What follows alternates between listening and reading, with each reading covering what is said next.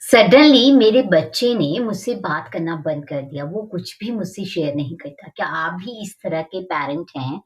या आपका teenager suddenly आपको इग्नोर करना शुरू कर देता है? सो डियर पेरेंट्स, अगर आपके बच्चे आपको सडनली इग्नोर करते हैं, आपको घोस्ट करते हैं या आपके साथ बात करना बंद कर देते हैं, तो do not panic. This doesn't mean that your bond is broken with your child. It means that your child is growing and pulling back to find themselves. He's trying to understand his limit, he's trying to understand himself. And what, as a parents, what mistake we make? We try to force conversation. क्यों बात नहीं कर रहा है? तुझे बात करना चाहिए, तुझे समझ नहीं आता है. But it won't help.